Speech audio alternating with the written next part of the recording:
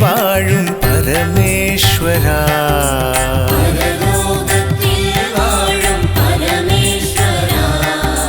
பரிசுத்தமாய் வாழும் பவித்ரேஸ்வரா,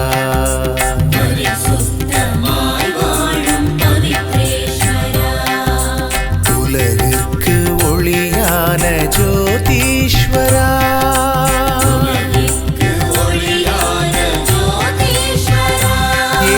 ராஜேஸ்வரா, மனசாந்தீஸ்வரா,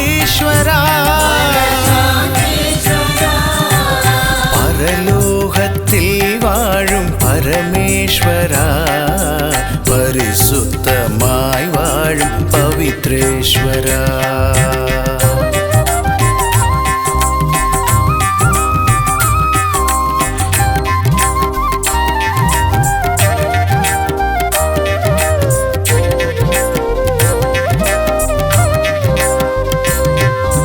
சாபத்தை சுட்டெரிக்கும் அக்னீஸ்வரா,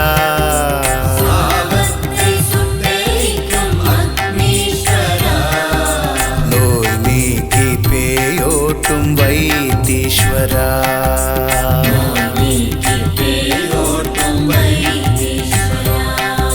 பாவிக்கு மறுவாழ்வாம் ரக்ஷேஸ்வரா,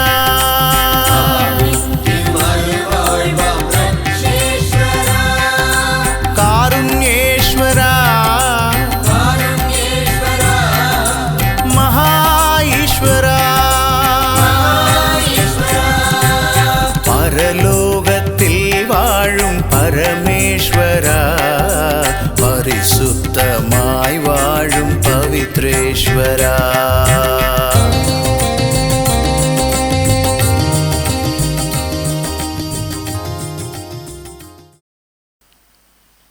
பிதாவாகிய தேவனுக்கு இயேசு கிறிஸ்துவின் மூலமாய் மகிமை உண்டாகட்டும். வந்திருக்கிறதான யாவரையும் இயேசு கிறிஸ்துவின் நாமத்தினாலே வாழ்த்தி வரவேற்கிறோம். இந்த நாளிலும் கூட எனக்கு அழைப்பு கொடுத்து உங்களை காண்பதற்கும் உங்கள் மத்தியில் என்னுடைய சாட்சியை பகிர்ந்து கொள்வதற்கும் கொடுத்த இந்த அருமையான தருணத்திற்காய் அழைப்பு கொடுத்தவர்களையும் இங்கே அமர்ந்திருக்கிற அனைவருக்கும் என்னுடைய நன்றிகளையும் வணக்கத்தையும் நான் தெரிவித்துக் கொள்கிறேன். அதாவது ஐயாவை எனக்கு சின்ன வயசுலேருந்து தெரியும். அவரும் ஒரு இஸ்லாமிய சமூகத்திலேருந்து வந்தவர். என் பேர் சவுக்கத் ரஷீத். இஸ்லாம் சமூகம் என்றாலே ஒரு கட்டுக்கோப்பான சமூகம். அந்த சமூகத்தை விட்டு வெளியே வருவதற்கான ஒரு சூழல் நிச்சயமாகவே தேவன் ஏற்படுத்தி கொடுத்தார் எனக்கு. ஏனென்றால் 1999 எனக்கு ஒரு 14-15 அவ்வளோதான். அப்போ எனக்குள்ள ஒரு எண்ணம் என்னவென்றால், இந்த உலகத்தில் அநேக கடவுள் இருக்கிறார்கள், அநேக இறைவன் இருக்கிறான். இப்போ சொல்கிறதுக்கும் இது முடிவு சொல்லும் பொழுதும் உங்களுக்கு ஒரு வித்தியாசம் தோணும். அதனால் நீங்கள் கொஞ்சம் கவனமாக கேட்டிங்கன்னா உங்களுக்கு புரியும். அநேக கடவுள், அந்த 14-15 வயதில் எனக்கு அநேக கடவுள் இருக்கிறாங்க. அப்போ உலகத்திலேயே யார் உண்மையான கடவுள் அப்படிங்கிற அந்த ஒரு எண்ணம், ஒரு தேடுதல் ஏற்பட்டது. வேறொன்றுமில்லை, அந்த தேடுதல் தான். நான் படித்து கொண்டு இருக்கும் பொழுது பள்ளி படிப்பை 8ஆம் வகுப்போடு நான் முடித்து கொண்டேன், குடும்ப சூழல் காரணமாக. பிறகு நான் சில பணிகளை செய்து கொண்டிருந்தேன். அப்பொழுது எனக்கு தினமும் நான் பயணப்படும் பொழுது எனக்கு ஒரே எண்ணம் தான், உண்மையான கடவுள் யார், உண்மையான இறைவன் யார் அப்படிங்கிற அந்த ஒரு கேள்வி எப்பொழுதுமே எனக்குள்ளே இருந்து கொண்டே இருந்தது. நான் பிறகு பல விஷயங்களை யோசிக்க தொடங்கினேன். ஆனால் 14-15 வயதில் இதெல்லாம் தோன்றக்கூடிய எண்ணங்களா அப்படிங்கிறது பெரிய கேள்வி. என்னவென்றால், சிவனை பார்க்கிறோம், பிள்ளையாரை பார்க்கிறோம், எல்லாம் கல்லாக இருக்கிறதே, இதெல்லாம் கடவுளா அப்படிங்கிற ஒரு கேள்வி வந்தது. இஸ்லாத்தில் அல்லாஹ் அப்படின்னு சொல்கிறோம், அது உண்மையான கடவுளா? ஏனென்றால் நான் இருந்த சமூகம், அந்த இஸ்லாமிய வாழ்க்கை முறை, அங்கே இருக்கிற அணுகுமுறை எல்லாம் வேறு.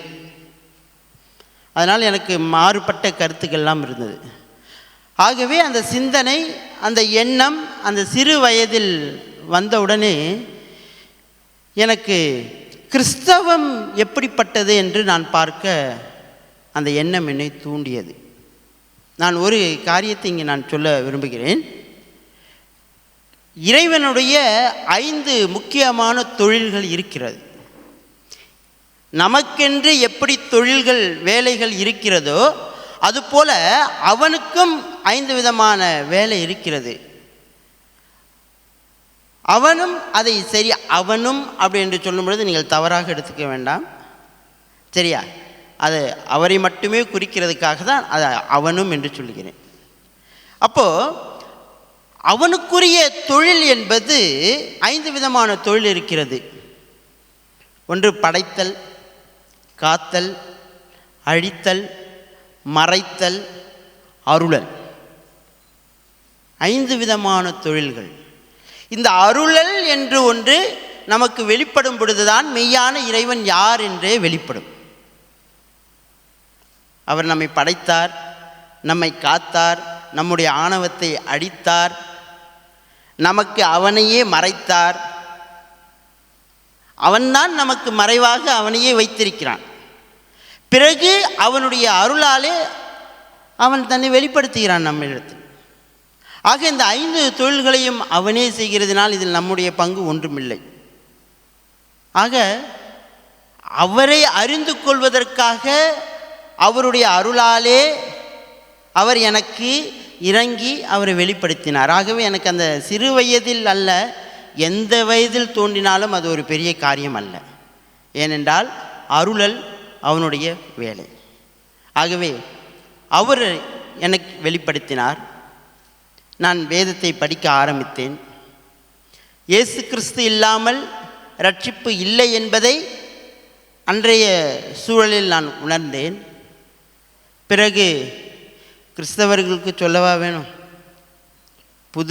புதுசாக ரட்சிக்கப்பட்டால் எப்படி இருப்போம்? ரொம்ப ஆர்வமாக இருப்போம், மிகவும் சந்தோஷமாக மகிழ்ச்சியாக இருப்போம் நம்முடைய வாழ்க்கையில். ஆக அந்த ஒரு மகிழ்ச்சி, அந்த ஒரு சந்தோஷம் எனக்குள் இருந்தபடினால் நான் எங்கள் வீட்டிலலாம் சொல்ல ஆரம்பிச்சிட்டேன். என்ன, இப்போ இயேசு கிறிஸ்து தான், வேறு யாரும் இல்லை. உடனே மகனே, மிகவும் நல்லது, நீ இயேசு கிறிஸ்துவை ஏற்றுக்கொண்டாய், சரியா? இன்று முதல் உனக்கு இரட்டிப்பாக எல்லாம் கிடைக்கப் போகிறது என்று வாழ்த்தினார்களா? ஒன்றுமில்லை. ஒன்று இருந்தால் ஒழுங்காக இருக்கணும், இல்லையா போயிட்டே இரு. எப்படி இருந்தால் ஒழுங்காக இரு, இல்லையா போயிட்டே இரு. பேய் பிடிச்ச மாதிரிலாம் பேசாது. எனக்கு என்ன சொல்கிறதுனே தெரியல. உனக்கு ஏதோ பேய் தான் பிடிச்சிருக்கு. ஏன்னா அவங்களுக்கெல்லாம் இதெல்லாம் புரியாதில்ல. உனக்கு ஏதோ ஆவி பிடிச்சிருக்கு. பேச தொடங்கி நமக்கு வாய் சும்மா இருக்காது. இது புது கிறிஸ்தவர்களுக்கு வாய் சும்மாவே இருக்காது. நீங்கள் யோசிச்சு பாருங்களேன். நாமெல்லாம் இப்போ 20-25 வருஷம் ஆயிடுச்சு, அமைதியாக இருப்போம். இப்போ கொஞ்சம் யோசிச்சு பாருங்கள், நாம் ரட்சிக்கப்படும் பொழுது நாம் எப்படி இருந்தோம்? அதுதான் சொல்லுவோம், ஆதியிலே இருந்து அன்பை விட்டு அப்படியே இல்லை. அப்போ பேச தெரியாமல் பேசணும். இப்போது அமைதியாக எதை பேசணும், எதை யார்கிட்ட பேசக்கூடாது அப்படிங்கிற அந்த பயிற்சி நமக்கு வந்து விட்டது. ஆக அந்த சூழல், அந்த ஒரு 14-15 வயதில் ஒரு சூழல் உண்டான பிறகு வீட்டை விட்டு வெளியே வந்தேன். என்னுடைய குவாலிஃபிகேஷன் வெறும் 8வது தான் நான் முடிச்சிருந்தேன். 8வது தான், அவ்வளோதான், அதுக்கு மேலே ஒன்றும் கிடையாது. ஆனால் எனக்கு சின்ன படிக்கணுங்கிற ஒரு விருப்பம், அந்த எண்ணம், ஆவல் இருந்தது. அதை தவிர வேறு ஒன்றும் இல்லை. படிக்கணும், அவ்வளோதான். ஒரு தேடல், அந்த வயசுலேருந்தே ஒரு தேடல். எந்த ஒரு காரியத்தை யார் சொன்னாலும் அது சரியா, அது சரியான முறையில் இருக்கிறதா அப்படிங்கிற அந்த தேடல் எனக்குள்ளே எப்பொழுதும் இருந்து கொண்டே இருக்கும். 4 வருடங்கள் எனக்கு இருக்க இடமில்லை. ஒரு சபைக்கு போனேன். நான் வேலை செஞ்சிட்டு இருந்த அந்த வேலை பணிபுரிந்து கொண்டிருந்த இடத்தில் ஒரு பிராமணர், அவர் ரட்சிக்கப்பட்டவர், அவர் ஒரு சின்ன சபையை வைத்து நடத்தி கொண்டிருந்தார். பிறகு நானே கேட்டேன், ஐயா நான் உங்கள் சர்ச்சுக்கு வரேன். எப்பா நீ வேறு, நீ இஸ்லாமிய கம்பெனியில் வேலை பார்க்குற, நீ இங்கேருந்து வந்தால் அது வேறு பிரச்சனை அப்படின்னு சொன்னாங்க. சரி அதுதான் பிரச்சனையா அப்படின்னு அங்கேருந்து வேலையை விட்டேன். அங்கே போகலை. ஃபோன் பண்ணி சொன்னேன். அப்போல்லாம் இந்த ஃபோன் தானே, இதெல்லாம் கிடையாது சரியா, எல்லாம் அந்த வீட்டில் வைக்கிற அந்த நார்மலான இந்த ஃபோன் தான். அப்போது ஃபோன் பண்ணேன் அவருக்கு. ஃபோன் பண்ணி ஐயா நான் வரேன் அப்படின்னா, சரிப்பா வாப்பா அப்படின்னாரு. 1999 ஃபஸ்ட்டு வீக்கு பிப்ரவரி ஃபஸ்ட் வீக் என்ன பண்ணுவாங்க? ஃபஸ்ட் வீக் அதெல்லாம் இப்போது அது லேட்டஸ்ட். அது அப்போல்லாம் யாரையும் அமைதியாக போய் உட்காருவோம். இப்போ தான் வரவேற்கிறதெல்லாம் எந்திரிச்சு நில்லுங்கள், புதியாக வந்தவர்கள் யார், அதெல்லாம் இப்போ. அந்த முதல் ஞாயிறில் அந்த அப்பம் பிட்குதல் வந்தது. பிட்டாங்க. இருந்தது ஒரு 5 பேர் தான், நிறைய பேர் இல்லை. அதுவும் புதுசாக தொடங்கின சபை தான், ஒரு இண்டிபெண்ட் சர்ச். அப்பம் கொடுத்தாங்க 4 பேருக்கு. 5ஆவதாக நான் ஒருத்தன் உட்காந்துருக்கேன். நானும் கையை நிட்டேன், இதெல்லாம் உனக்கு தரக்கூடாதுப்பா அப்படின்னாங்க. என்னடா இது, அந்த ரொட்டியை கொடுக்குறதுல என்ன இவங்களுக்கு பிரச்சனை, இவெல்லாம் நம்மளை விட்டுட்டு சாப்பிட்றாங்களே. சரி ஓகே, நமக்கு ஒன்றும் தெரியல, நம்ம அமைதியாக இருந்துருவோம். காலங்கள் போச்சு.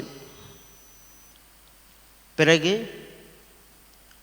ஞானஸ்தானம் என்றால் என்னன்னு தெரிந்து கொண்டேன். ஊழியத்திற்கு அழைப்பு இருந்தது. தேவன் ஊழியத்திற்கு அழைத்தார், அதையும் உறுதிப்படுத்தி கொண்டேன். பிறகு படிக்கணும்னு ரொம்ப ஆசை எனக்கு. ஆனால் உதவி செய்ய யாரும் இல்லை.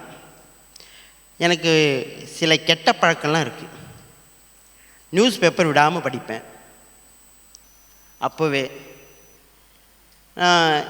8th ஸ்டாண்டர்ட் சொன்னால் உங்களுக்கு என்ன இதெல்லாமா நடந்திருக்கும் அப்படின்னு ஒரு சந்தேகம் வரும். நான் 8ஆம் வகுப்பு படிக்கும் பொழுது நான் படித்த பள்ளி அரசு பள்ளி. இன்றைக்கு அந்த அரசு பள்ளியே ரொம்ப ஆனால் நான் படித்த அரசு பள்ளி அவ்வளவு அருமையான பள்ளி. எங்களுக்கு நூலகத்துக்கு அனுப்புவாங்க. போய் நல்ல நாவலாக பார்த்து தேடி கொண்டு வா. இந்துமதி, அனுராதா ரமணன், சிவசங்கரி, கல்கி, ஆத்தர் நேம், அதாவது எழுத்தாளர் பேர்லாம் சொல்லி அனுப்புவாங்க டீச்சர். போகிறது நமக்கு தான் கொஞ்சம் டைம் பாஸ் ஆகணும்ல. போய் நாவலை எடுத்துகிட்டு உட்காந்துட்டு வேறு சில புத்தகங்களை வச்சுட்டு படிச்சுக்கிட்டே இருந்து டைம் அப்படியே படிக்கிறதுலேயே டைம் பாஸ் பண்ணிட்டு வர்றது, வேறு எதுவும் இல்லை. இப்படி அந்த ஆர்வம் இருந்ததுனால் எனக்குள் படிக்க வேண்டும் அப்படிங்கிற எண்ணம் எனக்குள் இருந்தது. நான் சொன்னேன், தேவனே உன்னை நம்பி வந்தேன், நீர் என்ன செய்கிறீரோ உம்முடைய விருப்பம். ஆனால் எனக்கு படிக்கணும்னு விருப்பம், வேறு ஒரு விருப்பமும் கிடையாது எனக்கு, அதுதான் விருப்பம். பிறகு அந்த செய்தித்தாளெலாம் பார்க்கும் பொழுது தனித்தேர்வர்கள் எழுதலாம். 8th முடிச்சிருந்தா 10th எழுதலாம். 10th எழுதினேன், +2 எழுதினேன். நான் இது 2ம் 8th, அதாவது 10ஆம் வகுப்பும் 12ஆம் வகுப்பும் நான் தனித்தேர்வராக எழுதினதுனால எனக்கு கல்லூரியில் போய் படிக்கணும்னு ஆசை. நல்லா கவனிங்க, ஒரு 4-5 வருஷம் கேப், ஒரு பெரிய கேப், சின்ன கேப் இல்லை, ஒரு 5 வருஷம் 99 எல்லாமே ஸ்டாப் ஆகிடுச்சு. அதோட 2004 10th எழுதுகிறேன், 2006 +2 எழுதுகிறேன், 2007 முடிச்சுட்டு நான் அநேக கல்லூரிக்கு போட்டேன். ஆனால் எனக்கு வந்தது புதுக்கல்லூரி. இங்கே எப்படி ஜமால் முகமது இருக்கிறதோ திருச்சியில், அதுபோல் சென்னையில் ராயப்பேட்டையில் புதுக்கல்லூரினா ரொம்ப ஃபேமஸ். ஏனென்றால் அது இஸ்லாமிய கல்லூரி. எனக்கா வந்தது இஸ்லாமிய கல்லூரி. இது எப்படி சாத்தியமாகுமா கிடச்சிருச்சு. நானும் போனேன். உள்ளே போகும் பொழுது ஒரே ஒரு காரியம்தான் என் மனதில் நினைத்து கொண்டேன். நான் இப்போ உள்ளே போகிறேன், என் விசுவாசம் மட்டும் என்ன ஆகிடக்கூடாது, குறையக்கூடாதுப்பா. என் விசுவாசம் மட்டும் என்ன ஆகக்கூடாது, குறையக்கூடாது அப்படின்னு உள்ளே போனேன். உள்ளே போனால் அங்கே 2 மாதத்தில் இந்த இப்போ காமராஜர் பிறந்த நாள் போச்சுல்ல, 15 அப்போ அதே இதில் ஒரு ஆர்டிக்கல் எழுதுறதுக்கான ஒரு வாய்ப்பு கிடச்சிது. அப்போ நான் ஒரு ஆர்டிக்கல் எழுதினேன். அதில் எனக்கு ஃபஸ்ட்டு ப்ரைஸும் கிடச்சிது. உடனே டிபார்ட்மெண்ட்லேருந்து எல்லாம் கூட்டிகிட்டு போய் பாருங்கள், இவர் 2 மாதம்தான் ஆயிடுச்சு, இவர் ஒரு ஆர்டிக்கல் எழுதினார், 400 பேரில் இவர் தான் ஃபஸ்ட்டு. ஏன்னா எனக்கு கொஞ்சம் அரசியலும் தெரியும் அப்படிங்கிறதுனால அந்த ராஜாஜி பீரியடில் நடந்த எல்லாத்தையும் எழுதினேன். அதனால் காங்கிரஸாருக்கு ரொம்ப குஷியாச்சேன். ராஜாஜியை பற்றி பேசுனா அவங்களுக்கு குஷி. ஸோ எனக்கு அந்த ஓரளவுக்கு அந்த நுணுக்கம் தெரிஞ்சதுனால அதெல்லாம் எழுதி விட்டேன். என்ன பண்ணாங்கன்னா ஃபஸ்ட் ப்ரைஸ் கொடுத்தாச்சு. இவங்க கூட்டிகிட்டு போய் இன்ட்ரடியூஸ் பண்ணுறாங்க. இவர் இந்த மாதிரி 2 மாதத்தில் ஆர்டிக்கல் எழுதி இவர் ஃபஸ்ட் ப்ரைஸ் வாங்கிட்டார் அப்படின்னு. ஓ அப்படியா, அதுக்கப்புறம் என்ன பண்ணுற ஏது பண்ணுற எல்லாம் கேட்டாங்க. நான் தனியாக தான் இருக்கிறேன் செய்கிறேன். அப்படியா, சரி நல்லா பண்ணுங்க தம்பி அப்படின்னு சொல்லி அனுப்பியாச்சு. கல்லூரியில் ஒரு வேலை ஒன்று கிடச்சிது. அது எப்படின்னா, ஒரு தமிழ்துறை பேராசிரியர் அவருடைய வகுப்புகளில் கேட்டார், இங்கே கல்லூரியில் ஒரு வேலை இருக்குது, யார் செய்கிறீங்கன்னு. உடனே 76 பேரும் கையை தூக்கிட்டோம். 76 பேரும் என்னடா அது அப்படின்னா கீழே போட சொன்னார். முதல்ல வேலையை சொல்கிறேன், அப்புறம் கையை தூக்குங்க அப்படின்னாரு.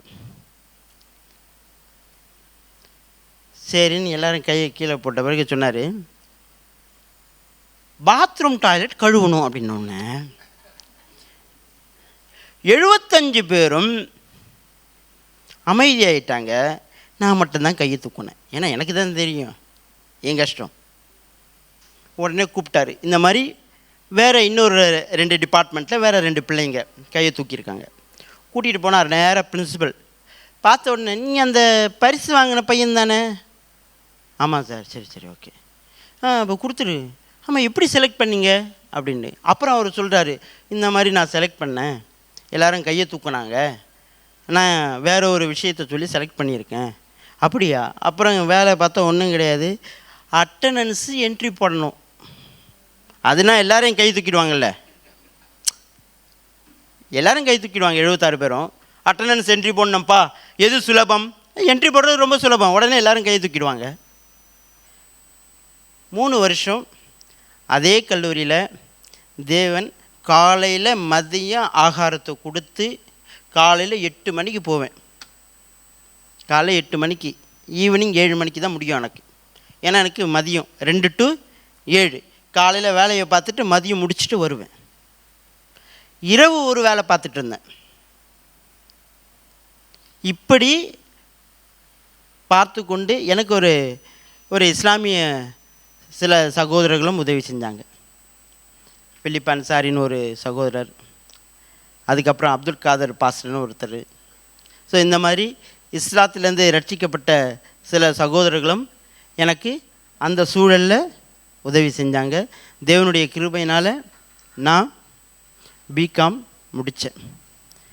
அதுக்கப்புறம் மைண்டு மாறிடுமே, ஒரு டிகிரி வந்துருச்சுல்ல.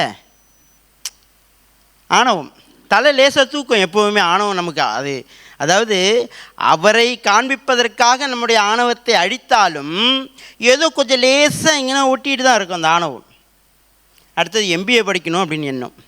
அதுவா என் வேலை? உன்னை நான் ஊழியத்துக்கு தானே அடித்தேன். MBA போட்டேன், அது ஒன்றுமே இல்லாமல் போயிடுச்சு. பிறகு MA கிறிஸ்டியன் ஸ்டடி மெட்ராஸ் யூனிவர்சிட்டியில், அதுவும் முழு நேரமாக தான் முடித்தேன். அங்கு படிக்கும் பொழுது தான் பல்நோக்கு சமயங்களை பற்றி படித்தேன். அதாவது சமணம், பௌத்தம், இஸ்லாம், ஆசீவகம், சைவம், வைணவம், கிறித்தவம், இந்த மாதிரி பல்நோக்கு சமயங்கள். அப்படி பல்நோக்கு சமயங்களை பற்றி படிக்கும் பொழுது அதில் உள்ள என்ன தத்துவங்கள் சொல்லப்பட்டிருக்கிறது. இப்போது நமக்கு இன்னொரு பிரச்சனை, அதான் நான் சொன்னேன்ல,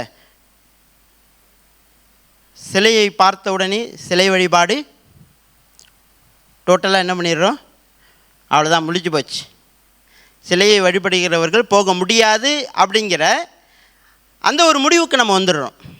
ஆனால் அதில் சொல்லப்பட்ட தத்துவங்கள் என்ன, சமயங்கள் எப்படி உண்டானது, சமயங்கள் எந்த கடவுளாலும் உண்டாக்கப்படலை, அதை நாம் மனசில் நல்லா இருத்தி கொள்ளணும். எந்த சமயமும் சரி, அது இஸ்லாமாகட்டும், கிறித்தவமாகட்டும், சமணமாகட்டும், பௌத்தமாகட்டும், சைவமாகட்டும், வைணவமாகட்டும், ஒருவருடைய கோட்பாடு சரியில்லை என்று இன்னொருவர் அதிலிருந்து பிரிந்து போய்தான் மற்றொரு சமயம் உண்டானதையே தவிர எந்த சமயத்துக்கு தனித்துவம் இல்லை. கிறிஸ்தவத்தை நாம் சொல்லும் பொழுது யூதர்களை பேசித்தான் ஆக வேண்டும். ஏனென்றால் வேர் அங்கே இருக்குது, வேர் இல்லாமல் கிளைகளையும் கனிகளையும் பற்றி நாம் பேச முடியாது, வேர் அங்கு இருக்கிறது. இஸ்லாம் என்று சொல்லும் பொழுது யூதர்களையும் கிறிஸ்தவத்தையும் பேச வேண்டியதாக இருக்கிறது. இப்படி ஒவ்வொரு சமயமும் ஏதோ ஒன்றுக்குள் அடங்கி அது வேறுபட்டு அது நமக்கு வேறொரு சமயமாக காட்சியளிக்கிறது. இதுதான் விஷயம். அது படிக்க படிக்க இன்னொரு டவுட் வந்தது, என்னடா அது, நம்ம இதெல்லாம் தப்புன்னு நினச்சோமே, இப்போது இதில் இதெல்லாம் இந்த சிக்கல்லாம் இருக்கே அப்படின்னு பார்த்தேன். பிறகு அந்த வரலாற்று பூர்வமான சில காரியங்களை உற்று நோக்க ஆரம்பித்தேன்.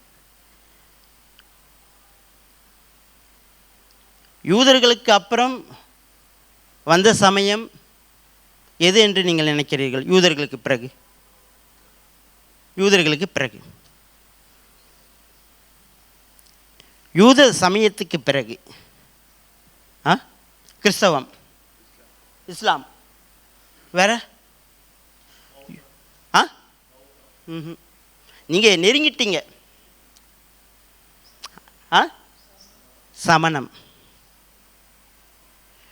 யூத சமயத்துக்கு பிறகு சமணம், சமணத்துக்கு பிறகு பௌத்தம், பௌத்தத்துக்கு பிறகு ஐயா ஆமாம் யூதத்துக்கு பிறகு தான் சமணம் வருது. சமணம், பௌத்தம், கிறித்தவம், இஸ்லாம் 6ஆம் நூற்றாண்டு காலத்தில்தான் சமயங்களின் எழுச்சியே வருது. 6ஆம் நூற்றாண்டு காலம், அதாவது கிபி 6ஆம் நூற்றாண்டில்தான் சமயங்கள் ஒரு எழுச்சி பெறுகிறது. அதில்தான் சைவம், வைணவம், இஸ்லாம் இந்த 3 உள்ள அடங்கிடுது. 6ஆம் நூற்றாண்டில் சைவம், வைணவம், இஸ்லாம் இது மாபெரும் எழுச்சியாக வருது. இங்கே தமிழ்நாட்டில் சைவம், வைணவம் வருது. அதுக்கு முன்னாடியே இங்கே ஆசீவகமும் கௌமாரமும் இருக்கிறது. ஆக இந்த சமயங்களை பார்க்கும் பொழுது ஒவ்வொரு காலகட்டத்தில் மனிதன் தனக்கு ஏற்ற விதமாக அவன் உருவாக்கி கொள்கிறான். ஒரு தத்துவத்தை எடுத்துக்கொண்டு அந்த தத்துவத்தை மாத்திரமே பிடித்துக்கொண்டு அவன் செல்கிறான், அவ்வளோதான். ஆனால் இது எல்லாம் வேறு எங்கே இருக்கிறது என்றால் பைபிளுக்குள்ளே இருக்குது. பைபிள் இல்லாமல் எதையும் பேச முடியாது, வேதம் இல்லாமல் எதையும் பேச முடியாது. ஆக அந்த சமயங்களின் உட்கருத்துக்கள், கோட்பாடுகள் உள்ளே இருக்கிறது.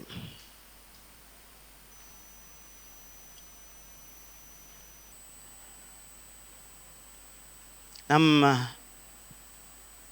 யூதர்களுடைய, ரோமர்களுடைய இது சிலுவையில் அறைதல் அப்படின்னா நல்லா கவனிச்சுக்கோங்க. சிலுவையில் அறைதல் அவர்களுடைய பழக்கம் என்றால் இங்கு கழுவேற்றுவது பழக்கம். தமிழ்நாட்டில் கழுவேற்றுவது பழக்கம். கழுவேற்றுதல் அப்படின்னா என்ன? இதே தான், அவ்வளோதான். 2 பக்கம் இருக்குது கை, அது இல்லை, நேராக ஒன்று அதில் தூக்கி உட்கார வச்சுருவாங்க, முடிஞ்சு போச்சு. வேற ஒன்றும் இல்லை. அப்போ ஒவ்வொரு காலகட்டத்திலையும் ஒவ்வொரு விதமான தண்டனைகள் இருந்து கொண்டே தான் இருந்தது. தோமா முதல் இந்த சிலுவை இப்போ நாம் பார்க்குறோம். சிலுவை எப்போ வந்தது? 4ஆம் நூற்றாண்டு. சிலுவை வந்தது 4ஆம் நூற்றாண்டு. அதற்கு முன்பு சிலுவை இல்லை. கிறிஸ்தவர்களுடைய சின்னம் என்ன? கிறிஸ்தவர்களுடைய சின்னம் யார் சொன்னா? நீங்கள் உண்மையை சொல்லணும். அதான் தெரியும். கிறிஸ்தவர்களுடைய சின்னம் என்ன? மீன் தாங்க. சிலுவையெல்லாம் 4ஆம் நூற்றாண்டில் கான்ஸ்டாண்டின் கொண்டு வந்தது. ஏன்னா மதமாக உருவாகிறது. அதற்கு முந்தைய சின்னம், நீங்கள் பென்ஹர் படம் பார்த்துருக்கீங்களா? பென்ஹர் யார் பார்த்துருக்கீங்க? அந்த ரேஸில் பார்த்தீங்கன்னா அந்த மீன் தாங்க. நீங்கள் இங்கே பாண்டியர்களுடைய சின்னம் எது? மீன். நல்ல ஒன்று புரிஞ்சுக்கணும். இந்த அடையாளங்கள் அப்படிங்கிறது மனிதனை இணைப்பதற்காகத்தான் தவிர பிரிப்பதற்கு அல்ல. மனிதனை இணைப்பதற்கு, அதாவது மனித மனங்களையும் அவனுடைய சிந்தைகளையும் இணைப்பதற்குத்தான் அடையாளமே தவிர அந்த அடையாளத்தை வைத்து பிரிவினை உண்டாக்குவது நோக்கம் அல்ல. இதை நம்ம தெளிவாக புரிந்து கொள்ளணும். அப்போ இங்கே பாண்டியர்கள், அங்கே கிறிஸ்தவத்துடைய முதல் இதுவே மீன் தான். எனக்கு ஒரு கேள்வி, அப்போ தோமா சிலுவையை தூக்கிட்டு வந்தாராங்க? 4ஆம் நூற்றாண்டில் தானே சிலுவையே வருது. அதுக்கு முன்பு சிலுவை இல்லையே. ஒன்று செய்திருக்கலாம், அவரை எவ்வாறு அறைந்தார்கள் என்று காண்பிப்பதற்காக அவர் உருவாக்கியிருக்கலாம், அவ்வளவுதான். தவிர இது சின்னம் அப்படிங்கிற அந்த முறையில் அவர் செய்யவில்லை. அப்போ சின்னங்கள், இந்த அடையாளங்கள் என்பது மனிதனை ஒருமுகப்படுத்த வேண்டும், ஒன்றிணைக்க வேண்டுமே தவிர பிரிவினை உண்டாக்கக்கூடாது. இப்போ இதெல்லாம் நான் கற்றுக் கொடுத்தாரு. முதல்ல எது தப்புன்னு நினச்சேனோ, எது தவறு அப்படின்னு நினச்சேனோ, இவையெல்லாம் எங்கே இருக்கிறதெல்லாம் இவையெல்லாம் வேதத்தில் தான் இருக்கு அப்படின்னு காட்டுறார். ஒரு தேடல் என்பது நம்முடைய மரணம் வரைக்கும் அந்த தேடுதல் இருக்கவே செய்யும். இன்றைக்கு கிறிஸ்தவ உலகத்தில் நாம் என்ன செய்கிறோன்னா, தேடுதல் கிடையாது, ஸ்டாப் பண்ணிடுறோம், நிறுத்திக்கிறோம். இல்லை, நான் எல்லாவற்றையும் தெரிந்து கொண்டேன், முடிஞ்சிருச்சு அப்படின்னு நாம் நினைக்கிறோம். இல்லை, இந்த தேடுதல் என்பது நாம் இந்த உலகத்தை விட்டு போகிற வரைக்கும் அந்த தேடுதல் நமக்கு இருந்தால்தான் நிச்சயமாக நம்முடைய மனங்கள் புதிதாகும், நாம் மறுரூபமாக முடியும். இது எனக்கு 14-15 வயதில் ஏற்பட்ட ஒரு மாற்றம். இன்றைக்கும் மாறிட்டு தான் இருக்குது மனம். மனம் மாறினதாங்க. மனம் மாறாமல் இருந்ததுனா தான் பிரச்சனை. மனம் மாறியது என்றால் நீங்கள் சரியாக உங்களுடைய தேடுதலை நோக்கி போயிட்டே இருக்கீங்கன்னு அர்த்தம். வேற ஒன்றும் இல்லை, உங்களுடைய தேடுதலை நோக்கி சரியாக போயிட்டு இருக்கீங்கன்னு அர்த்தம். ஆக நாம் மதங்களுக்குள் சிக்கிவிடக்கூடாது. மதங்களுக்குள் நாம் என்ன பண்ணிடக்கூடாது? சிக்கிவிடக்கூடாது. இங்கே பிரச்சனையே அதுதான். நம் மதத்திற்குள்ளாக சிக்கி பிணைத்து கொள்கிறோம். அது எந்த மதமாக இருந்தாலும் சரி, அந்த மதத்துக்குள் நாம் சிக்கி விடாமல் அது மதத்தின் என்ன சொல்லப்பட்ட தத்துவங்களை மட்டும் நாம் எடுத்துக்கொள்ள வேண்டும். தத்துவங்களை எடுத்துக்கொண்டால் தான் நல்லது. இப்போ நம்ம ஆட்களுக்கு சிக்கல், படைக்கப்பட்டது கொடுக்கலாமா, சாப்பிட்லாமா, வேணாமா? போன ஸ்டடியில் அதுதான் எடுத்துகிட்டு இருந்தேன். கேள்வி, படைக்கப்பட்டது சாப்பிடலாமா இல்லையா? நான் சொன்னேன், எப்படி சாப்பிட்றீங்க, எப்படி புசிக்கிறீங்க, எப்படி புசிக்கிறீங்க? சாப்பிடும்போது எப்படி புசிக்கிறீங்க? மென்று சாப்பிட்றோம், சரி. இயேசுவின் ரத்தம் ஜெயம் சொல்கிறோம். அதுக்கப்புறம் ஸ்தோத்திரம் ஸ்தோத்திரம் ஒரு 1000 ஸ்தோத்திரம் போட்டு அது ஒரு ப்ரேயர் முடித்து முடிஞ்சு போச்சு, அவ்வளோதான், முடிஞ்சு போச்சு. அந்த விசுவாசம் இல்லைல்ல. அவன் இன்னொருத்தர் இருக்கான், இது ஹலாலா அப்படின்னு பார்ப்பான். என்கிட்ட நீ சாப்பிட்றதுக்கு முன்னாடி பிஸ்மில்லான்னு சொல்கிறியே, அப்போ அந்த விசுவாசம் எங்கே போச்சு? சிக்கல் பாருங்கள் எங்கே இருக்குன்னு பாருங்கள். அந்த மதத்துக்குள் சிக்கல் என்னவென்றால் பிரிவினை உண்டாக்குவதைப் போலத்தான் இருக்கிறது. இவன் என்ன சொல்கிறான்? நமச்சிவாயான்னு எடுத்து சாப்பிட்றான். முடிஞ்சு போச்சா இல்லையா? முடிஞ்சு போச்சு, அவ்வளோதான். இங்கே நாமங்கள் தான் வேறு வேறு, இறைவன் ஒருவன் தான். நாமங்கள் தான் வேறு வேறு. அந்த நாமங்களை வைத்துக்கொண்டு நாம் என்ன செய்யக்கூடாது? பிரிவினை உண்டாக்கக்கூடாது. சிக்கல் நாமங்கள் இல்லை, சிக்கல் நாம தான். ஏகன் அநேகன் இறைவனடி போற்றி. இப்போ திருவாக்கிய சிவனை போற்றி எந்நாட்டவருக்கும். முடிஞ்சு போச்சியா, ஒரே போடா போட்டுட்டார், முடிஞ்சு போச்சு. அதுதானே உண்மை. இங்கே தான்ப்பா சிவன், ஆனால் மற்ற நாடுகளில் அவர் யாராக அறிகிறார்? இறைவன். அவ்வளோதான், முடிஞ்சு போச்சு. இந்த ஆதாம் இன்னொரு சிக்கல் நமக்கு இந்த உணவுகளில், இந்த உணவுகள்லேயே வரேன். ஏன்னா இந்த உணவுகள்லேயே பாதி சிக்கி சீரழிகிறோம். உணவுகள் முறைமைகள்லேயே சிக்கி சீரழிந்து கொண்டு இருக்கிறோம். எப்படி என்றால், தோட்டத்தில் என்ன சாப்பிட்டோம்? பழங்கள், காய்கறிகள், அங்கே ஏதாவது அறுத்து ஏதாவது சாப்பிட்டோமா? அதை யார் இன்னும் சாப்பிட்றாங்க?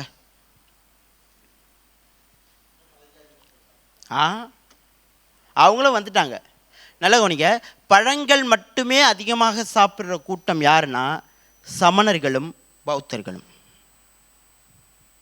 சமணர்களும் பௌத்தர்களும் அவர்கள் அதிகமாக பழங்களை உண்பார்கள். இப்போ நான் போய் அவனை போய், இவன் என்ன மாம்சமே சாப்பிட மாட்டேங்கிறான், இவனுக்கு நம்பிக்கை இல்லை போல இருக்கு அப்படின்னு நான் பேச முடியுமா? அவன் எதை ஃபாலோ பண்ணுறான்? எதை ஃபாலோ பண்ணுறான்? எதை? புரியல.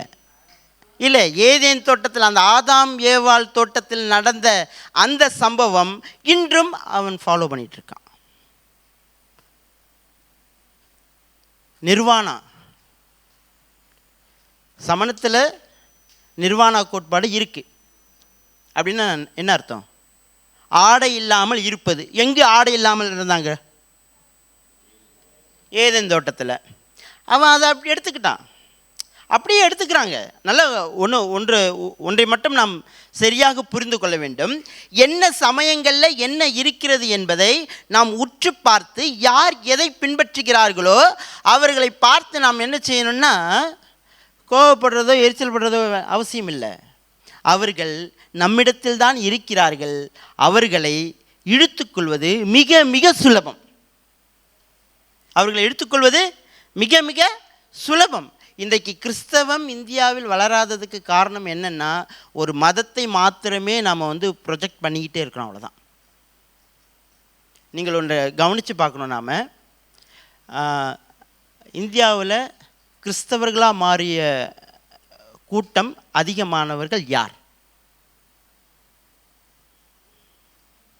யார்? இந்து வார்த்தை வேண்டாயா, நான் இவ்வளோ நேரம் அந்த வார்த்தையை பயன்படுத்தலை. நல்ல கவனிங்க, யார்?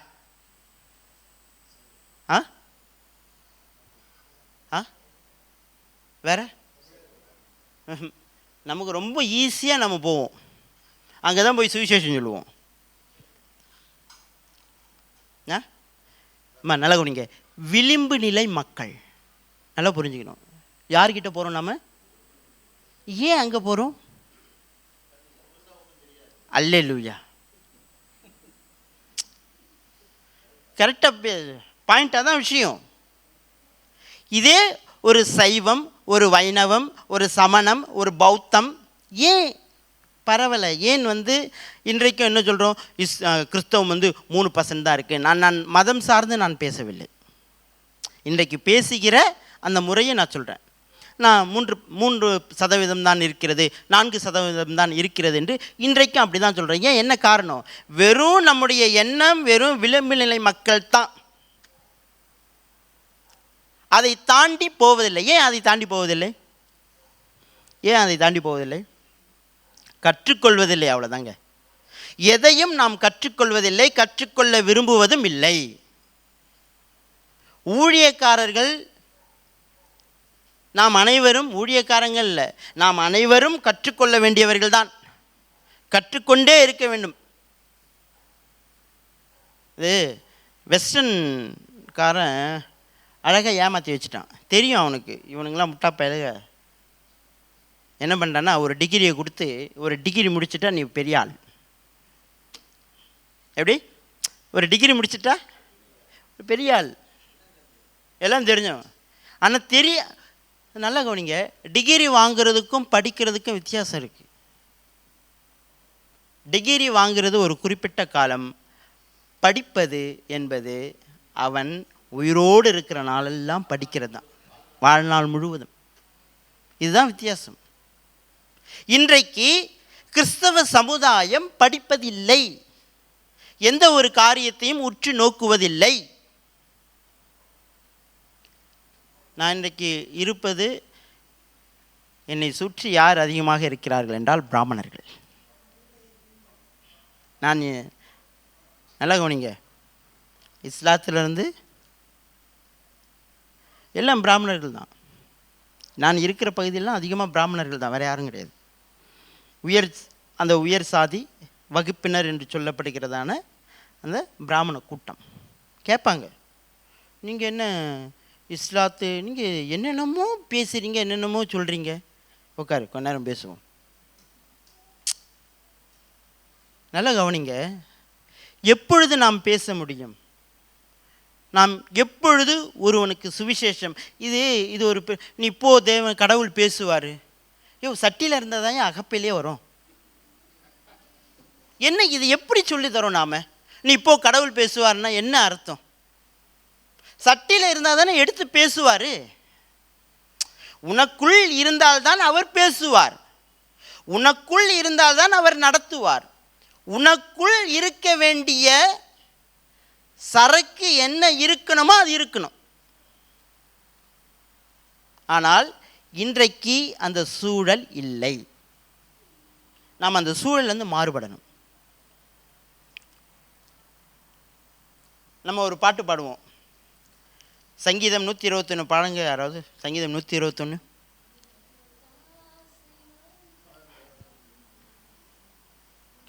இது நான் இங்கே பாடலாம், சரியா? இப்போ நான் இங்கே பாடலாம், ஒன்றுமே தெரியாது. ஒரு சைவம் இருக்காங்க, அவங்க வீட்டில் போய் என்ன பாடலாம்? ஒரு சைவர் இருக்காங்க, என்ன பாடுவாங்க? என்ன இதுதான் பாடுவீங்க, ஓகேயா? சரி. இப்போ நான் என்ன பாடுவேன்னா, உடம்பு சரியில்லைன்னா ஒரு சைவர் வீட்டுக்கு போகிறோம். அங்கே போயிட்டு ஸ்தோத்திரம், அவன் திருன்னு முழிப்பான். பக்கத்து வீட்டுக்காரன் என்ன சொல்லுவான்? இல்லை, அவனுக்குள்ளே இருக்கிறது தானே, அவனுக்குள்ளே இருக்கிறது தானே. நான் போயிட்டு ஒரு திருநீற்று பதிகம் பாடிட்டு, திருநீற்று பதிகம்னா என்னன்னு தெரியாது நிறைய பேருக்கு. நமக்கு திருநீற்று பதிகம் என்றால் யாரெல்லாம் நோய்வாய்ப்பட்டிருக்கிறார்களோ அப்பொழுது இந்த பதிகத்தை பாடி திருநீர் பூசினா போதும். செய்திதானே ஐயா? ஐயா, திருநீர் பூசிய முனிவருக்கும் அடியேன். என்னையா திருநீர்? ஆமாம், நல்லா கவனிங்கம்மா. திருநீரை குறித்து பைபிளில் இருக்குது, நல்லா கவனிங்க. அதை நான் சொல்கிறேன். எல்லா சமயங்களுடைய கோட்பாடுகளும் எங்கிருந்து சென்றது என்றால் இந்த பைபிளில் இருந்தால் சென்றிருக்கு. இன்றைக்கு நீங்கள் புதுக்கோட்டைக்கு நம்ம போனோம்னா, புதுக்கோட்டை மாவட்டம் அறந்தாங்கி போயிருக்கீங்க. அறந்தாங்கியில் நீங்கள் அப்படியே பார்த்தீங்கன்னா முழுக்க முழுக்க பைபிளுடைய தத்துவம் இருக்கும். என்ன தெரியுமா? எனக்கும் இறைவனுக்கும் யாரும் இடையில் இல்லை என்ற தத்துவம். நான் நேராக இறைவனை சந்திக்கலாம் அப்படிங்கிற தத்துவம். என்ன கோயிலையா? அல்லேலூயா. அப்படி நல்லா கவனிங்க, இதைத்தான் நாம் சொல்லிக் கொடுக்க வேண்டும். அங்கே எதுக்கு கொடிமரம் இல்லை? ஏன் அங்கு நந்தி இல்லை? நீ இறைவன், உனக்கும் இறைவனுக்கும் இடையில் எவரும் தேவையில்லை, நீ இறைவனை நேராக சந்திக்கலாம். அதற்குத்தான் அதெல்லாம் ஒன்றுமில்லை, ஒன்றுமே கிடையாதுங்க. மற்ற இடங்களில் போனோன்னா நந்தி இருக்கும், கொடிமரம் இருக்கும். நீங்கள் கர்ப்ப கிரகத்தை உற்று பார்த்தீங்கன்னு நினைங்களேன், சிலைக்கு பின்னாடி ஒரு என்ன இருக்கும், என்ன இருக்கும்? இல்லை விளக்கு நல்லா கவனிங்க, அந்த ஒளி வட்டம் இருக்கும், அவ்வளவுதான், ஒளி தான். தேவன் ஒளியாக இருக்கிறார். எடுத்து சொல்லு, நீங்கள் அங்கே போகிற எதையை பார்க்க எதற்காக போகிறாய்? நீ அந்த ஒளியை பார்ப்பதற்காகத்தான், சிலையை பார்ப்பதற்காக அல்ல, ஒளியை பார்ப்பதற்காகத்தான். நன்றாக ஒன்றை கவனித்துக் கொள்ளுங்கள், இஸ்லாத்தை கொண்டு இஸ்லாமியர்களுக்கு அறிவிக்க வேண்டும் சுவிசேஷத்தை, சைவர்களுக்கு சைவத்தை கொண்டே சுவிசேஷத்தை அறிவிக்க வேண்டும். வைணவர்கள் இவை இரண்டும் ஒன்று தான். இதில் ஒரு சிக்கல் இருக்குது. நீங்கள் வைணவர் கோயிலில் போய் பார்த்தீங்கன்னு நினைங்களேன், சிவன் இருக்க மாட்டார்.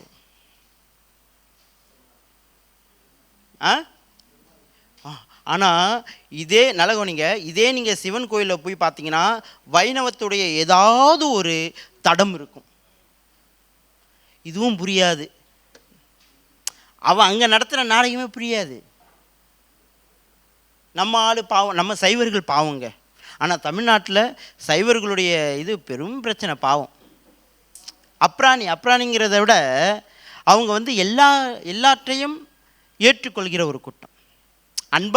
நீங்கள் அவங்கக்கிட்ட அன்பாக அப்ரோச் பண்ணுங்களேன். நான் சைவ வெள்ளாளர், இந்த மாதிரி நிறைய அந்த உயர் சாதி வகுப்பினர், நான் இதை சொல்கிறதுனால தவறாக எடுத்துக்க வேண்டாம். எதுக்காகனா உங்களுடைய புரிந்து கொள்ளுதலுக்காக நான் சொல்கிறேன், சரியா? உங்களுடைய புரிந்து கொள்ளுதலுக்காக தான் நான் இதை பேசுகிறேன். நீங்கள் அவங்கக்கிட்டலாம் போய் சத்தியத்தை சரியாக நீங்கள் கொஞ்சம் பேசுங்களேன், உங்களை அரவணைச்சிப்பாங்க. நீங்கள் போய் அவங்களுடைய வீட்டில் போய் ரொம்ப ஈஸியாக ஜெபம் பண்ணிட்டு வந்துடலாம். ஒரு திருநீற்று பதிகம், ஒரு கோளறு பதிகம், நான் போய் அங்கே போய் என கொத்தாசை வரும் பர்வதம் நேரோ என் கண், தேவையில்லை. அது இங்கே பாடலாம், அதை இங்கே பாடலாம். அங்கே போய் ஒரு கோளறு பதிகம் பாடினா எப்படி ஐயா சொல்லுங்கள்? இல்லை, ஒரு கோளறு பதிகம் தெரியுமா யாருக்காவது? பாருங்கள், ஒன்றும் கிடையாதுங்க. அதாவது அவன் நம்புறான் பார்த்தீங்களாங்க, அவன் நம்பிக்கையை உடைக்கலாம், ரொம்ப சுலபம். டேய், நீ நம்புற பார்த்தியா கிரகங்கள், நீ நம்புற பார்த்தியா இதனால் பிரச்சனை இருக்குன்னு, அது உன்னுடைய சமயமே ஒன்றுமில்லை என்று சொல்லி கொடுக்கிறது. அதான் கோளறு பதிகம். நம்ம சொல்கிறோம்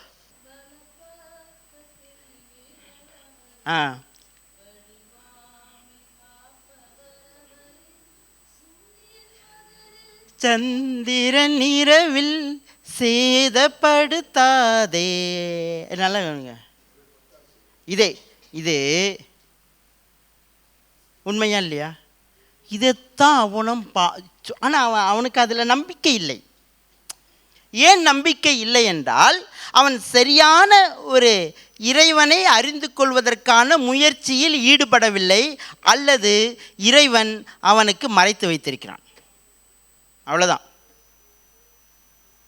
வேயுறு திங்கள் தோழி பங்கன் விடமுண்ட கண்டன் மிக நல்ல வீணை தடவி, மாசரு திங்கள் கங்கை முடி மேல் அணிந்தேன் உலமி புகுந்த அதனால், ஞாயிறு திங்கள் செவ்வாய் புதன் வியாழன் வெள்ளி சனி பாம்பிரண்டும் உடனே, ஆசரு நல்ல நல்ல அவை நல்ல நல் அடியார் அவர்க்கு மிகவே. முடிஞ்சு போச்சு, அதெல்லாம் ஒன்றும் இல்லடான்ட்டான்.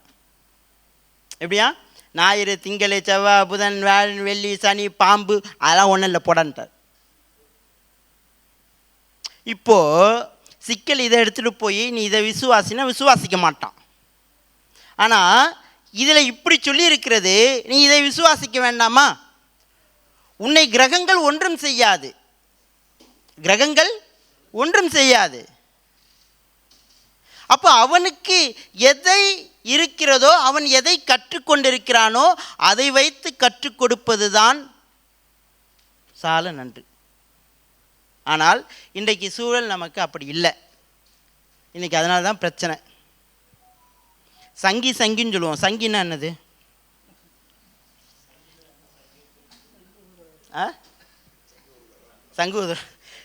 சங்கி பையன்பா. சங்கி பையன் என்ன அர்த்தம்? சங் பரிவார். அதான் அதுக்கு என்ன இது, எப்படி நம்ம அதை சொல்கிறோம்? இவனை ஏன் சங்கி அப்படின்னு சொல்கிறோம்? சங்கிங்கிறது ஒரு வார்த்தை.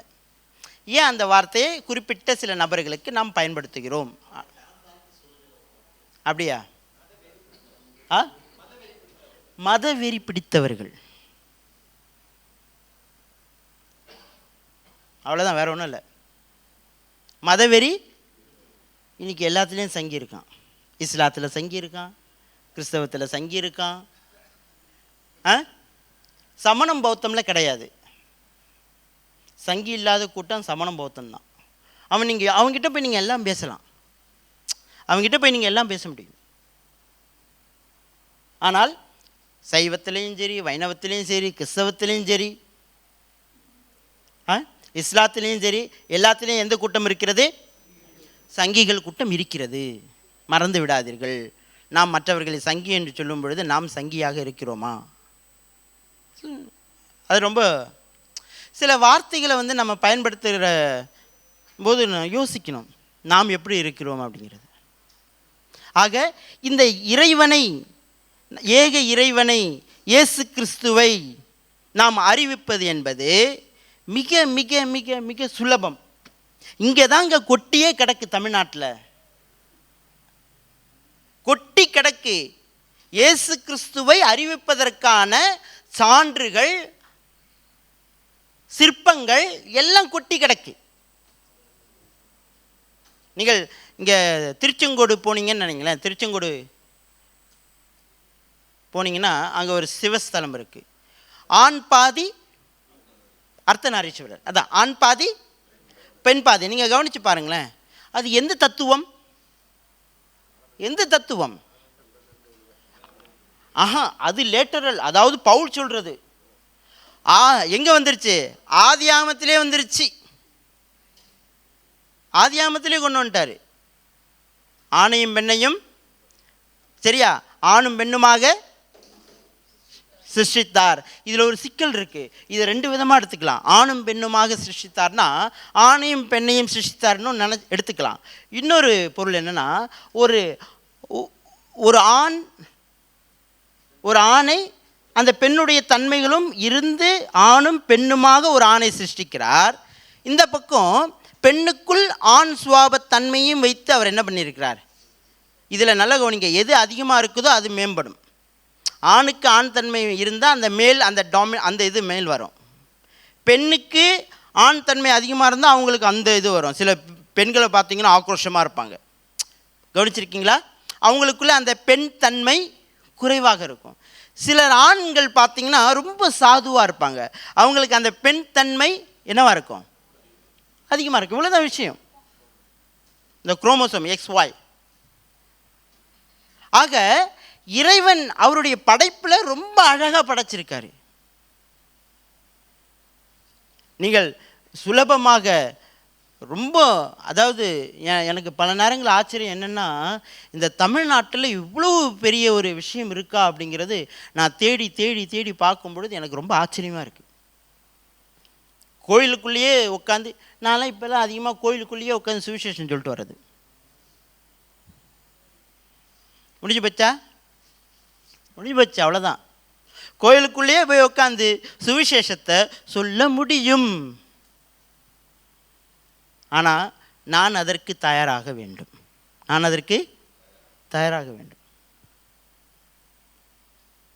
இஸ்லாமியர்களுடைய நம்பிக்கையை உடைப்பது மிக கடினம். அதுக்கு வேறு ஸ்ட்ராட்டஜி எடுக்கணும்.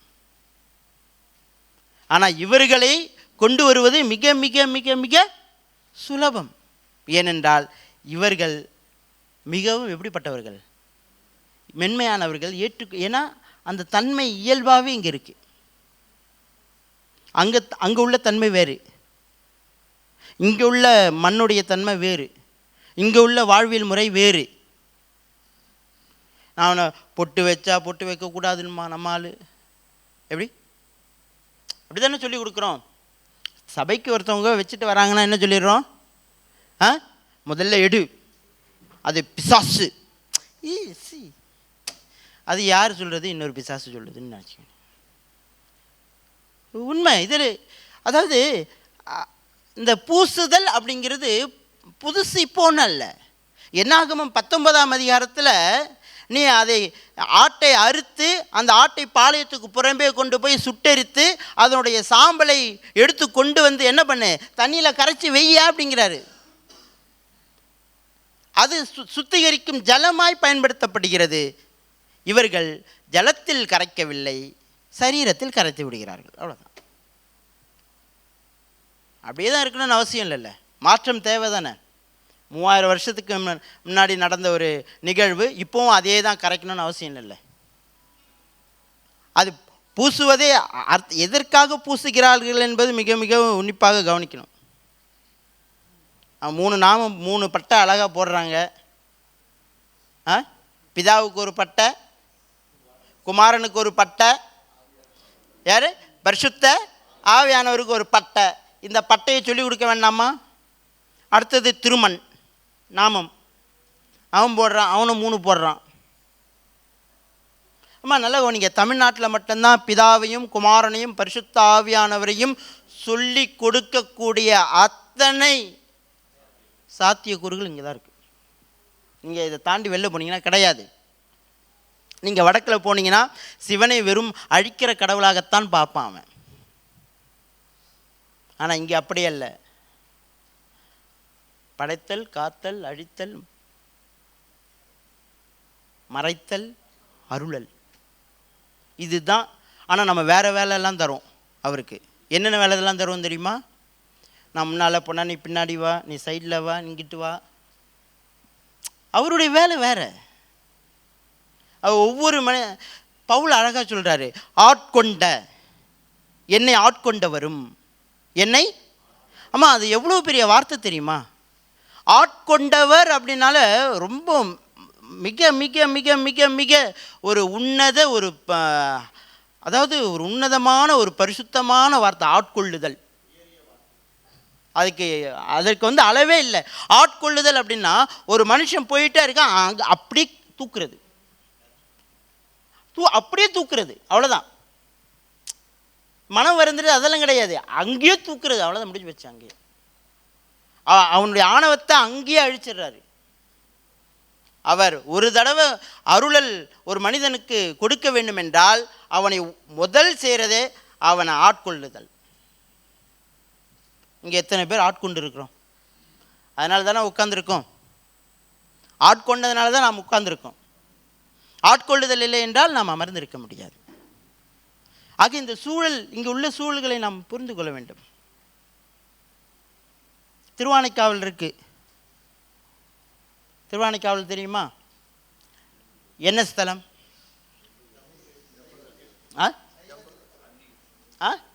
நீர் ஸ்தலம்.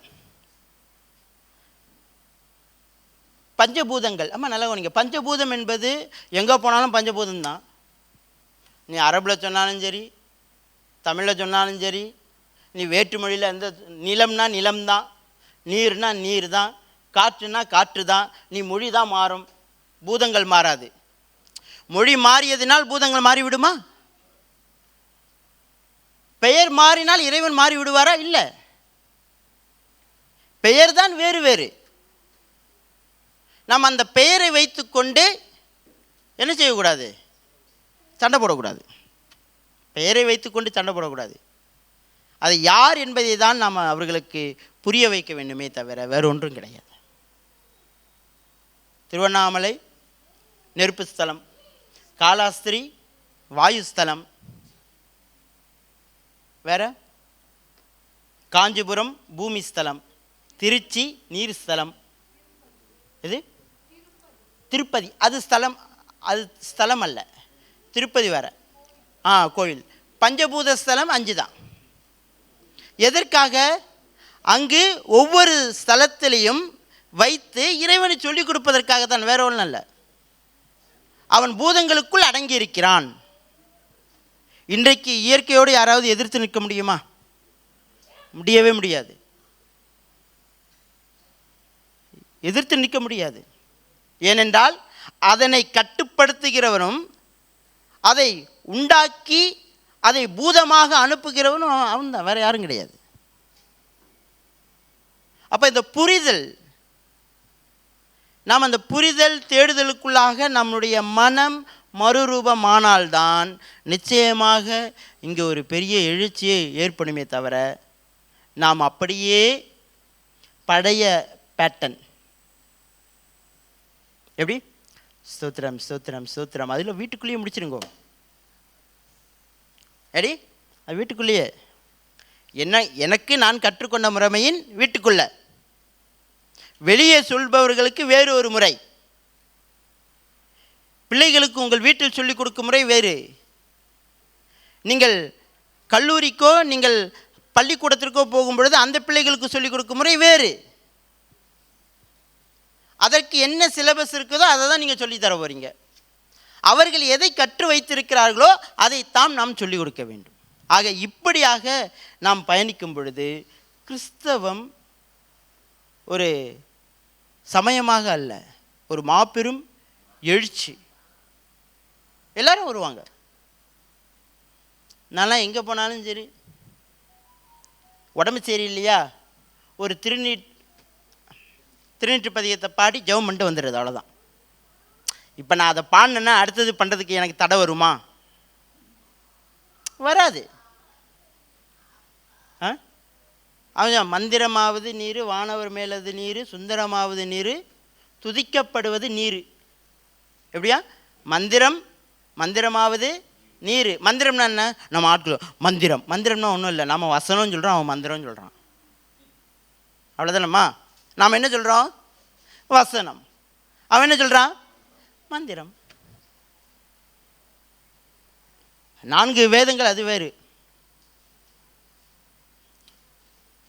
அது இந்த சைவ கோட்பாடுக்குள்ளே வராது, சைவ கோட்பாடுக்குள்ளே வரவே வராது. அந்த 4 வேதங்களும் சைவ கோட்பாடுக்குள்ளே வராது. சைவ கோட்பாடுகளை பற்றி பேச வேண்டும் என்றால் 12 திருமுறை தான், அவ்வளோதான். நீங்கள் கற்றுக்கொள்ளுங்கள். என்ன செய்யணும்?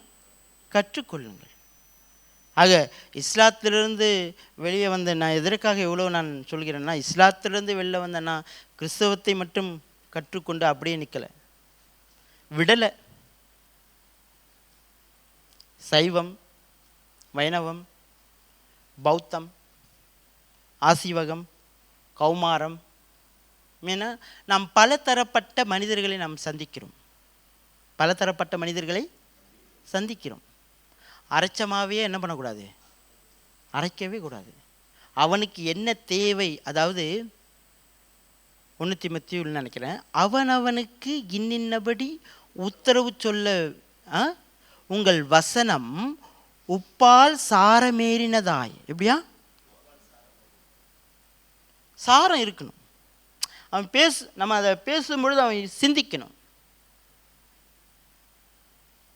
இப்போ அந்த மாதிரியான சொற்களை தான் நாம் பயன்படுத்த வேண்டும். நாம் சரியான முறையில் அவர்களோடு கூட என்ன பண்ணோம்? உறவு வைக்க வேண்டும். நாம் என்ன பண்ணுவோம்? எதை கொடுத்தாலும் சாப்பிட மாட்டோம். எப்படி சாப்பிடும்? ஆமாம், நாங்கள் பரிசுத்தமாக, நாங்கள் டைரெக்டாக நாங்கள் சொர்க்கத்துக்கு போயிடுவோம். எப்படி? டைரெக்டாக. பூமியும் அது நிறைவும் அல்லேலூயா, அவ்வளோதான், முடிஞ்சு போச்சு. இங்கிருந்து இங்கே விளைகிற அத்தனையும் அவருடையது. இதில் ஏதும் என்ன கிடையாது? தீட்டு கிடையாது. இன்றைக்கு நான் கூட அப்படி தாங்க இருந்தேன். ஐயோ, நாங்களாம் சாப்பிட மாட்டோம் தெரியுமா, நாங்களாம் பரிசுத்தவான். அப்போ சில வசனங்கள் இடிக்குதே. பூமியும் அது நிறைவும் கர்த்தருடையது, இடிக்குதே. வாய்க்குள்ளே போகிறது, மனுஷனை தீட்டுப்படுத்தாது, இடிக்குதே. ஸ்தோத்திரத்து புசித்தால் ஒருவனும் அதை குறித்து என்ன பண்ணக்கூடாது? குற்றம் சொல்லக்கூடாது, இடிக்குதே. அப்போ எங்கே பிரச்சனை? நான் தான் பிரச்சனை, நாம தான் பிரச்சனை. நாம் அது கொள்கை கோட்பாடுக்குள் போயிடக்கூடாது. ஒரு கல்ட்டுக்குள்ளே வந்துடக்கூடாது. நம்முடைய மனம், நம்முடைய பார்வை பெரிதாக இருக்கணும். நோக்கம், சிந்தை, நம்முடைய பார்வை எல்லாம் பெரிதாக இருந்தால் தான் நம்ம அதை அச்சீவ்மெண்ட், அதை அடைய முடியும். இல்லைன்னா முடியாது. புறஜாதி பெண்களை கல்யாணம் பண்ணிக்க வேண்டாம் எப்படி சொல்கிறாங்களா இல்லையா? புறஜாதி பெண்களை ஏன் பண்ணிக்க கூடாது? அவங்க யாரு? அவங்க யாரு? இல்லை இல்லை இல்லை, அது அது உங்களுடைய டேர்முக்கு சொல்ல வந்தேன். ஆனால் நாம் அடுத்தது அதுக்குள்ளே போவோம். என்ன தெரியுமா போவோம்? அவங்க அவிசுவாசி. எப்படி? அவங்க அவிசுவாசி. அப்போ நான் யார்? அது ஏமாற்றிக்கிட்டு போக வேண்டியது தான். விசுவாசம் என்பது சகலமும் தேவனால் படைக்கப்பட்டது. சகலத்தையும் தேவன் உண்டாக்கினார். சகலத்தையும் தேவன் எனக்காக கொடுத்திருக்கிறார். சகலத்தையும் நான் தான் ஒழுங்குபடுத்த வேண்டும். சகலத்தையும் நான் தான் சரியான பாதையில் கொண்டு, எனக்காக கொடுக்கப்பட்டது எல்லாம். அவ்வளவுதான், எனக்காக கொடுக்கப்பட்டது. நான் ஒன்றை தீர்மானித்து விட முடியாது. இவன் விசுவாசி, இவன் அவிசுவாசி என்று நான் ஒருவனையும் நான் என்ன பண்ணி விடக்கூடாது, தீர்மானத்திற்குள்ளே கொண்டு வந்து விடக்கூடாது. என்னுடைய பார்வையில் விசுவாசி வேற, உங்கள் பார்வையில் விசுவாசி வேற, இன்னொருத்தரும் பார்வையில் விசுவாசி வேற. இப்போ எது விசுவாசி?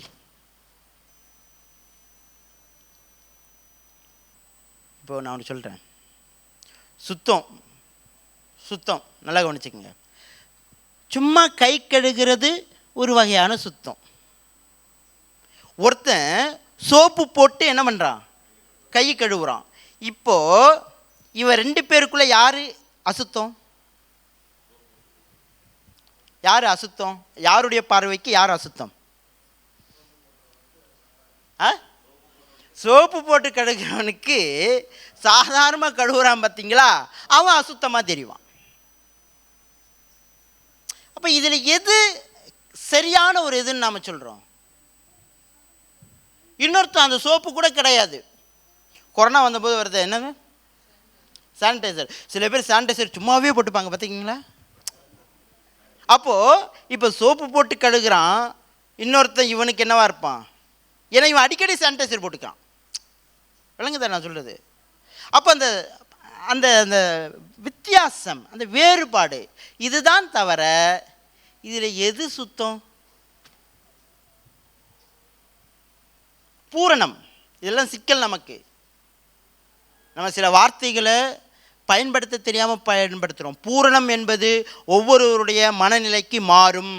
உங்களுடைய பூரணம் என்பது வேறு, என்னுடைய பூரணம் என்பது வேறு, இங்கே அமர்ந்திருக்கிறவர்களுடைய பூரணம் என்பது வேறு. அப்போ அது தவறுன்னு சொல்ல முடியுமா? முடியாது. அவர்கள் கற்றுக்கொண்டபடி அது பூரணம். ஆக இப்படி நாம் சிந்திக்க வேண்டுமே தவிர உடனடியாக ஒரு மனிதனை என்ன பண்ணிடக்கூடாது, தீர்ப்பு சொல்லிடவே கூடாதுங்க. நீ நரகத்துக்கு போயிடுவ, செத்து போனாதான் தெரியும் எங்கே போகிறோன்னு. எல்லாம் விசுவாசம் தானேங்க. என்ன சொல்லணும்னா எல்லாம் விசுவாசம்தான். யாராவது போய் பார்த்துட்டு வந்தோமா? இல்லை, இந்த பார்த்துட்டு வரான்னு சொல்கிறான் பாருங்க, அவங்ககிட்ட ரொம்ப ஜாக்கிரதையாக இருக்கணும். நான் போய் பார்த்துட்டு வந்தேன், அவங்ககிட்ட தான் ஜாக்கிரதையாக இருக்கணும். யாரும் பிதாவை ஒருவனும் ஒரு காலம் கண்டதில்லை, அவ்வளோதான், முடிஞ்சு போச்சு. பிதாவே பார்க்கல, இவன் போய் என்னத்தை போய் மேலே பார்த்துட்டு வந்தான் அப்படின்னு சொல்கிறது தான் எங்களுக்கு விளங்கலை. அப்போ அந்த புரிதல், எந்த சமயங்களையும் நாம் என்ன பண்ணக்கூடாது, வெறுக்காமல், மத சாயம் கலக்காமல், பூசாமல், நாம் சரியானவற்றை நாம் கற்றுக்கொண்டு சரியான புரிதலோடு நாம் அவர்களிடத்தில் பேசினோம் என்றால் நிச்சயமாக அவர்களும் என்ன பண்ணுவாங்க, புரிந்து கொள்வார்கள். புரிந்து கொண்டால் போதும். இயேசு கிறிஸ்து யார் என்பதை புரிந்து கொண்டால் போதும். அதுதான் நமக்கு நோக்கம். அவர்கள் பெருசாக அதை செய்யணும் இதை செய்யணும்னு அவசியம் கிடையாது. நான் திரும்ப திரும்ப சொல்கிறேன், சுவிசேஷத்தின் முறையை என்ன பண்ணுங்க, மாற்றுங்கள். அந்த முறை இனி பயன்படாது. நாம் பேசும் சுவிசேஷம் எல்லாம் மேற்கத்திய கலாச்சாரத்தோடு சேர்ந்தது. எந்த கலாச்சாரம்? யூரோப்பியன். அந்த கல்ச்சர் எல்லாம் மேற்கத்திய அந்த கல்ச்சரோடு சேர்ந்தது தான். நம்முடைய உடை ஆகட்டும், எப்படி இப்போ நம்ம இங்கே என்ன வச்சுருக்கோம்? சரி, இங்கே என்ன யூஸ் பண்ணுவாங்க?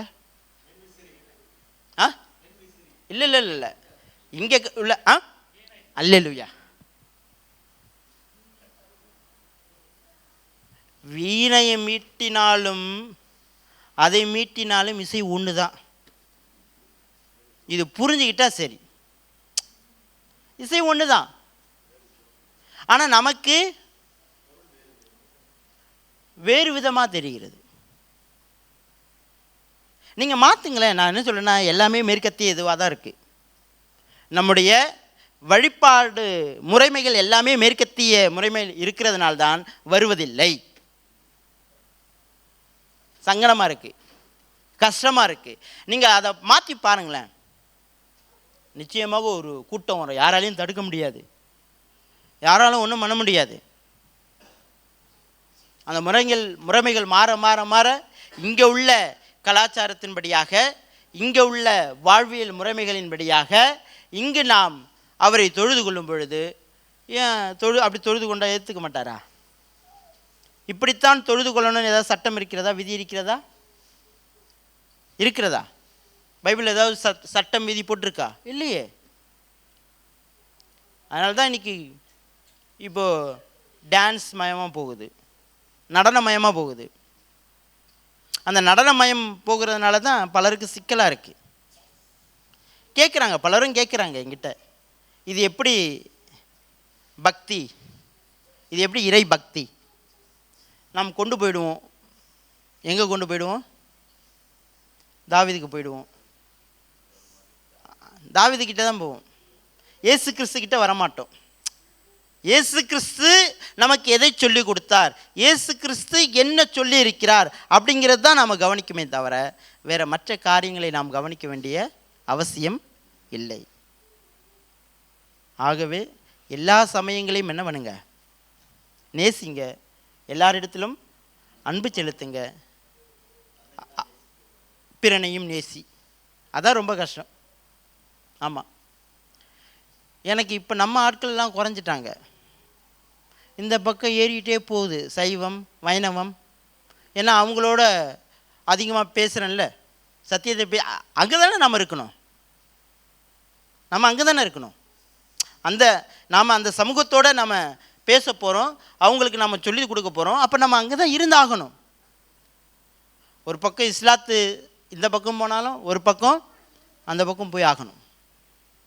ஆகவே நாம் சமயங்களை ஆய்வுக்கு உட்படுத்தி, சமயங்கள் மனிதனால் உண்டாக்கப்பட்டது என்பதை புரிந்து கொண்டு, நாம் சமய சார்பில்லாமல் மனிதர்களோடு அன்பாக பழகி, அவர்கள் எதை கற்று வைத்திருக்கிறார்களோ அதன் வழியாக நாம் கிறிஸ்துவை எடுத்து சொல்வோமானால் நிச்சயமாக 2% இல்லை, 4% அல்ல, எல்லாரும் இங்கே வந்துடுவாங்க. நிறைய விஷயம் இருக்குது, பேச நேரம் இல்லை. 1ஆம் நூற்றாண்டில் தோமா வரும்பொழுது இங்கே உருவானது தான் சைவம் வைணவம். அதெல்லாம் கோட்பாடு நிறைய இருக்குது, பேச நேரம் கிடையாது. ஆகவே நாம் இவைகளை நாம் உற்று நோக்கி நாம் இன்னும் பல ஆய்வுக்குள்ளே போகணும், சமய ஆய்வுக்குள்ளே போகணும். அந்த சமய ஆய்வுகளை செய்து நாம் புரிந்து கொண்டு நிச்சயமாக தேவன் நமக்கு உணர்த்துவார். சரியா? ஆகவே நாம் ஒருவரை ஒருவர், கிறிஸ்து எல்லாரிடத்திலும் அன்பு கூர்ந்தது போல நாமும் எல்லாரிடத்திலும் அன்பு. எனக்கு இன்னொரு பைபிளில்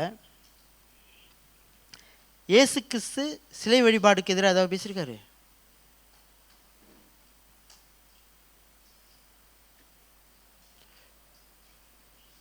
நீங்கள் இதை யோசிங்க, பேசியிருக்காரா? என்னங்க, இயேசு கிறிஸ்து சிலை வழிபாட்டுக்கு எதிராக நீங்கள் அங்கே போயிடாதீங்க, ஆவியோடும் உண்மையோடும் பிதாவை தொழுது, அது பொருள் வேற. நீ உண்மையாக தொழுது கொள்ளணும். 10 கமாண்ட்மெண்ட்ஸ் விட்டுருங்க, நான் இயேசு கிறிஸ்துவை சொல்கிறேன். 10 கமாண்ட்மெண்ட்ஸ் இயேசு கிறிஸ்து, 10 கமாண்ட்மெண்ட்ஸை விட்டுருங்க, அது யூதர்களுக்குள்ளது. அது 10 கமாண்ட்மெண்ட்ஸ்குள்ளேயே போக வேண்டாம். நமக்கு 2 கட்டளை தான், 2 கட்டளை தான். என்ன கட்டளை? உன் முழு இருதயத்தோடும் முழு ஆத்மாவோடும் முழு பலத்தோடும் உன் தேவனாகிய கர்த்தரிடத்தில் அன்பு கூறுவாயாக.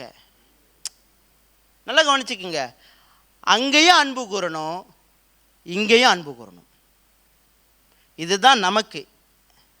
நம்ம போகிறது யூதர்களுடைய நல்ல ஒன்று, நம்ம அதை புரிஞ்சுக்கல. அது யூதருடைய மார்க்கம், அது யூதர்களுக்கு கொடுக்கப்பட்டது அப்படிங்கிறதுல வர முடியல நம்மளால். ஏன் முடியலைன்னா, சிக்கல் அதனுடைய வேறு அங்கே இருக்குது. நமக்கு வேறு அங்கே இருக்கிறதுனால தான் நமக்கு அது பிரச்சனை. ஏன்னா அதை பேசாமல் நம்ம இங்கே பேச முடியாதில்ல. அதனால தான் நான் சொல்கிறேன், இயேசு கிறிஸ்து என்ன சொன்னாரோ தயவு செய்து மத்தேயு 5, 6, 7, 22, மத்தேயு 22, 23, மத்தேயு 13ஆம் அதிகாரம், இதெல்லாம் நீங்கள் நல்லா கவனித்து பார்த்தீங்கன்னா, ஒரு மனிதன் வாழ்க்கைக்கு என்ன தேவையோ, இந்த சமுதாயத்தில் எப்படி வாழ வேண்டுமோ, இந்த சமுதாயத்தில் எப்படி இருக்க முடியுமோ, அத்தனை காரியங்களும் அதில் தான் இருக்குது.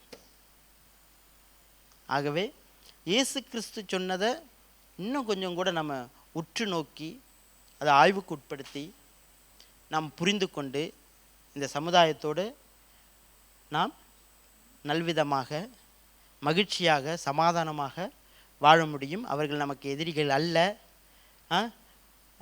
தயவுசெய்து இந்த பிசாசுங்கிறதெல்லாம் பயன்படுத்துறதை விட்டுருங்க.